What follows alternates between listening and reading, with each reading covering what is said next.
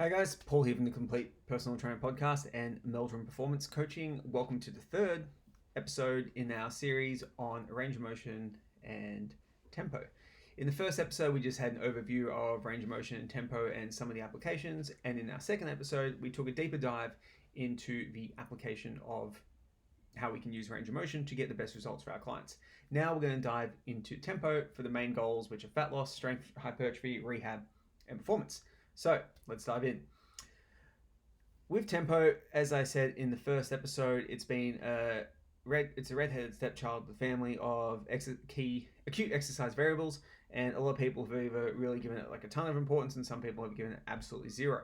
So again, the truth, as most things in life and the fitness industry, lies somewhere in the middle. So with tempo, I've actually found it to be very useful for some situations, not so useful for others. The general rule of thumb with tempo is the importance of it depends on the importance of the client's goals. That's the first thing to look at. So if you have a client, like say they want to go on the bodybuilding stage, or they want to play sport at the highest level, you want to optimize all the variables to get that person to that point. Okay, you need to be like on the ball for that. At that level, the 0.5% things really do matter. If you're in a semi-private group training environment, having some form of tempo isn't as important for people whose goals aren't as ambitious. They just want to move more, be healthier, feel good, which is an absolutely fine goal to have because they have other goals in other areas of their life.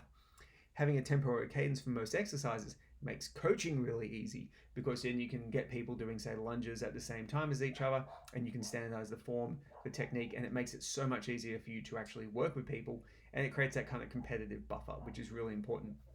In a one-on-one situation, for someone who doesn't train that much, not super important as long as they're getting the stuff done. Having some kind of constraint in tempo, like a controlled eccentric, a little pause, explosive up, is pretty good for most scenarios. That's a fun dog.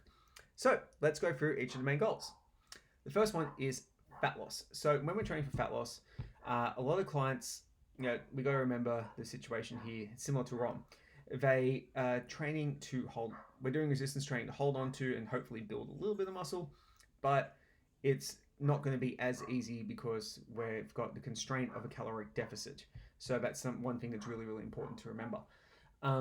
Is tempo as important as range of motion in that situation? Probably not. I generally won't stress out too much about it unless they're going for really high level type goals, really ambitious stuff, because they're already struggling. They're hypercaloric, they're tired, they're probably doing more steps, they're probably doing more cardio. As long as their resistance training performance is pretty consistent, I'm not going to beat them up over it. If it's someone who's trying to go at the highest level, then yeah, I'm going to make sure it's a little bit stricter. But again, because they're struggling so much, I'm not going to push as hard. Now for strength stuff, tempo is quite important. You need to optimize tempo for what the client is looking to achieve. So for example, if they're going to be doing powerlifting, there's a cadence they need to follow for each of those lifts. So tempo is a really key variable to get right. Example of that is the pause on the chest in the bench press. If you don't address that with tempo prescriptions in training and overloading that part of the range of motion and the tempo that it goes, you're making a big mistake. Having a client go through a powerlifting meet and never really work on pausing your chest and then trying to bring that in the last couple of weeks and expecting them to hit a bench PB is a big, big mistake. From there, utilizing tempo in the assistance exercises is a really powerful tool to help bring someone's overall total up. So let's look at an example. Let's say someone bombs their back all the time when they do their low bar squat. So they do the low bar squat, they drop, they have a tendency to round underneath that. As an example, they lose back tightness. All right, cool. Let's do some slow tempo good mornings. The outcome from a slower tempo good morning, not like 12 seconds or anything crazy like that, but having that will teach that back tightness and train that muscle isometrically in a way that's going to help that person be able to hold more weight in their squat. So by holding that position, putting more time on attention there, you have the ability to build more tissue, to build more strength and resilience, which is going to carry over to better performance. So again, the higher the strength goal, the more emphasis needs to be on tempo as part of the overall technique for the person to get the best possible outcome. For hypertrophy, whichever country you're in pronounces it differently. Tempo, if you're in a hypercaloric state, got that right, thank you. You're going to build muscle no matter what, but we want to build the most we can. What I like to do is actually match a tempo to the strength curve and where we're putting overload on the muscle. So what I mean by that is we can train a muscle in 3 different positions. The lengthened position, where we train it mostly at the end, the mid-range position, and then also the fully shortened position. Each of those positions of flexion, positions of strength for that muscle have a slightly different metabolic effect. Not something that's like incredibly important to do, but also have areas where they overload the muscle and get the most stimulus. So for an exercise where, the squat, for example, which won't get the quads in the fully length. We'll just say the squat gets the quads in the lengthened position when someone goes all the way down, just for argument's sake. Probably benefit from a pause there to overload that position a lot more, and then to get strong in that position so then they can come out of it. The shortened position, the squat, the end range, is standing up straight. So there's really not much point, pausing there for any kind of resistance training benefit. It's more from a cardiovascular benefit versus something meaning someone can breathe again and not die when they do the next rep. The leg extension, for the other hand, it's not going to, when they go all the way down that range of motion and get in the stretch position, well, it trains primarily rectus femoris. They're flexed at the hip, so they're not getting fully stretched out position in the quad anyway. And the stack gets in the way, so, there's no tension there. But there's a ton of tension on the muscle in the fully shortened position. So putting a slower concentric and a pause in the shortened position will overload that exercise a lot more.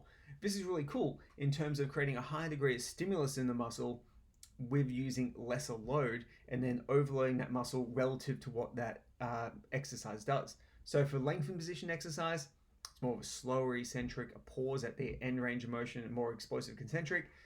For shortened range of motion exercises, slower concentric, squeeze at the end, hold, build up some metabolites there. And for mid-range exercises where you don't go in a fully stretched or fully contracted position, dumbbell bench press is a great example of this. You don't get like a full stretch because the elbows are bent. A consistent 2-second each weight cadence there can actually make that exercise much more stimulative on the pecs using less weight and standardize the form, which makes coaching it really, really easy. For rehabilitation, when we're looking at tempo, super important. We want to make sure that we're timing people's isometric contractions and they're building up in time. If we've got like a tendon issue, we want to make sure we're working on the eccentric contraction so they're controlling it the whole way there. There's a ton of application for tempo in rehab. So saying it doesn't matter, there's a big difference between holding a plank for 10 seconds versus 30 seconds if you're using that as a rehab example. It's a very weak example, but nevertheless, it's an example. And then finally, for performance, we need to make sure that the tempo of the exercise, matches the intended outcome we're trying to get. Let's use an example like medicine ball training.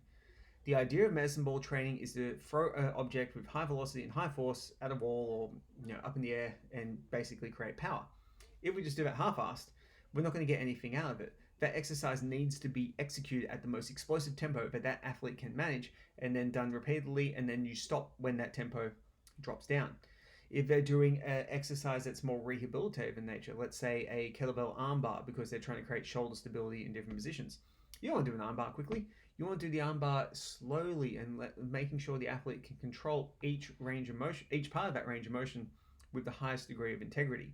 So with athletic performance, you might have a training program that varies from incredibly explosive tempos to very slow, very controlled tempos, based on the exercise and the intended outcome that athlete needs. So athletic performance training, as I said in the range of motion one, has a lot of nuances and a lot of things we need to consider.